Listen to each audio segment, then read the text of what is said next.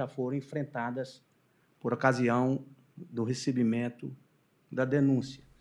Mas parece-me que uma delas ainda não foi enfrentada e eu não sei se esse assunto será tratado aqui, de repente a defesa traz, que é a questão da suspensão do processo e do curso do prazo prescricional, que é o artigo 366 do Código de Processo Penal, segundo o qual, se o acusado citado por edital, e foi o caso, não comparecer, e foi o caso, nem constituir advogado, ficarão suspensos o processo e o prazo prescricional. O Código, ele diz que a suspensão é se não comparecer e nem constituir advogado. Ou seja, se ele comparecer, mas constituir o processo, tem curso. Se ele não comparecer, mas constituir, tem curso. Então, esse dispositivo, ele deixa muito claro a ideia de que a suspensão do processo e do curso prescricional, ele ocorre a partir da compreensão de que o processado não tem conhecimento do processo. Isso deixa bem claro quando ele usa o nem comparecer, nem constituir advogado. Isso tem um certo sentido para quem já vem há algum tempo militando nessa área, percebe que lá atrás os processos eles tinham um curso sem o conhecimento do processado. Isso era muito comum, especialmente no interior do Maranhão. Tempos atrás, antes dessa alteração legislativa, era difícil encontrar as pessoas, porque não havia tecnologia, não havia informações, não havia banco de dados. Então, era muito comum as pessoas serem processadas e havia citação por edital, porque não se sabia sequer o endereço das pessoas. E os processos tinham curso, e as pessoas seguiam sendo processadas e julgadas sem sequer tomar conhecimento da existência do processo. E isso trazia um efeito ruim, porque a pessoa era julgada sem conhecer do processo, ruim para a perspectiva do réu e ruim para a perspectiva da persecução penal, porque os processos eram julgados, depois de julgados, a prescrição era contada pela pena aplicada, ou seja, o tempo de prescrição era reduzido drasticamente, e o que acabava é que esse não conhecimento do processo ultrapassava a fase do processo, a fase de cumprimento da pena, e o processo prescrevia. Então, era muito comum o processo ter todo um curso e não ter utilidade nenhuma por falta desse conhecimento por parte do processado, que, no final, acabaria sendo beneficiado, porque o processo ficava apenas um registro histórico, não na memória, porque o réu sequer tomava conhecimento e não tinha utilidade nenhuma. Então, é por isso que veio esse dispositivo, que é 1996, estabelecendo que, para o processo ter curso, é preciso que as instituições de persecução penal tenham a convicção de que o réu tem conhecimento do processo. E, nesse caso, é indubitável que o processado tem conhecimento do processo, e isso já foi discutido nestes autos. E eu cito aqui um precedente, que é no RE 600.851-DF, do Pleno aqui do Supremo Tribunal Federal, da relatoria do ministro Fachin, que foi quando se discutiu sobre o tempo de suspensão do prazo prescricional por conta do 366.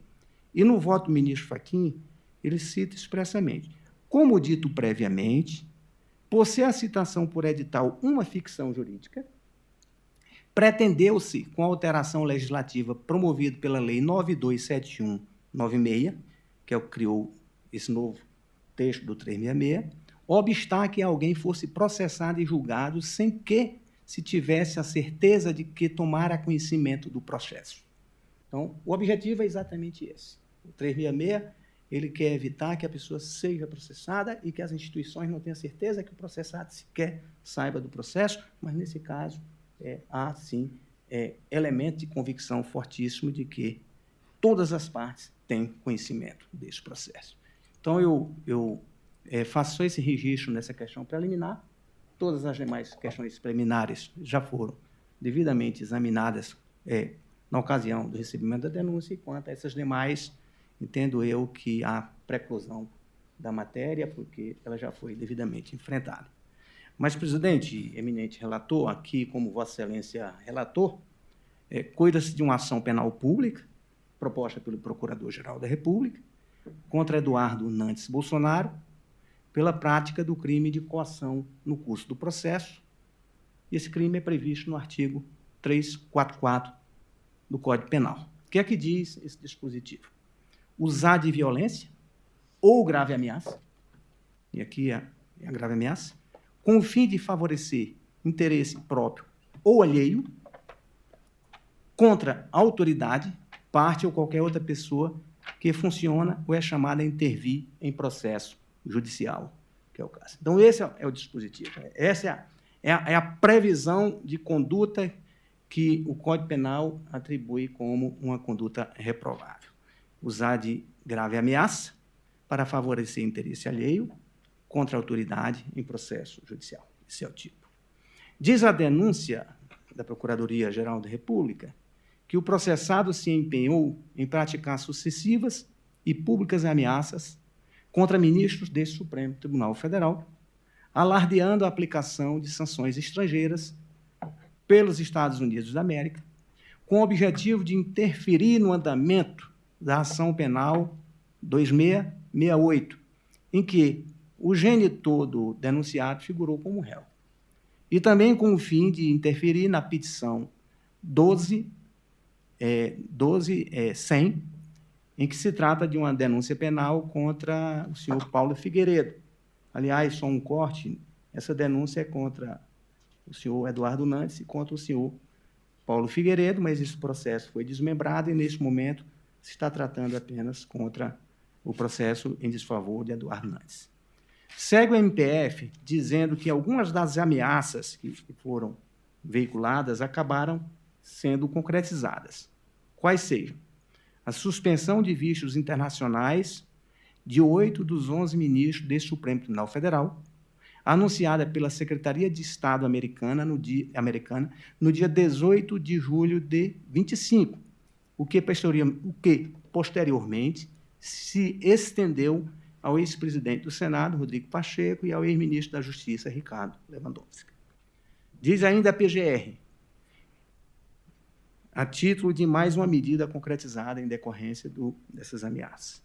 A imposição de sobretaxas pelo governo americano em produtos nacionais no dia 9 de julho de 2025, sob o fundamento de que o pai do processado estaria a sofrer uma ilegítima perseguição ou caças a bruxas pelo Supremo Tribunal Federal na ação penal 2668. Situação que foi veiculada e que houve congratulação por parte do denunciado em suas redes sociais. Mais uma medida que acabou sendo concretizada foi a aplicação, em 30 de julho de 2025, das sanções previstas na chamada Lei Magnitsky, ao relator da ação penal 2668, algo que o denunciado já ameaçava anteriormente e foi por ele comemorado em suas redes sociais. Então, essa foi a imputação. E informa ainda inicial que o denunciado conclamou para si, por meio de postais em redes sociais, a autoria sobre a articulação política que resultou na incidência destas sanções. Então, esse é o fato imputado. Nas alegações finais, o Procurador-Geral da República, ele indicou precisamente, e isso está nos autos, e como disse o relator, está nos autos, e é tudo baseado em vídeos, indicou as provas da ocorrência dessas situações. Vamos lá. Primeira dela, vídeo publicado no YouTube pelo Correio Paulo Renato Figueiredo, nos dias 20, 25 e 26 de janeiro de 25, intitulado Perdeu Alexandre? Assessores de Trump e parlamentares brasileiros se encontrarem em Washington. Abre o olho, Trump manda recado duro para o Brasil. Nessas postagens já se anunciava que o processado, que era parlamentar brasileiro, se articularia para pôr a cúpula do governo americano a par da situação brasileira.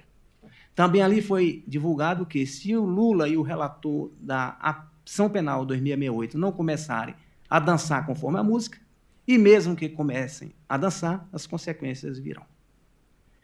Mais à frente, há um vídeo, na verdade, há uma reportagem do canal BBC News Brasil, do dia 25 de fevereiro de 25, com o título Musk, Congresso, Justiça, Eduardo Bolsonaro lidera lobby contra o relator da ação penal 2668 nos Estados Unidos.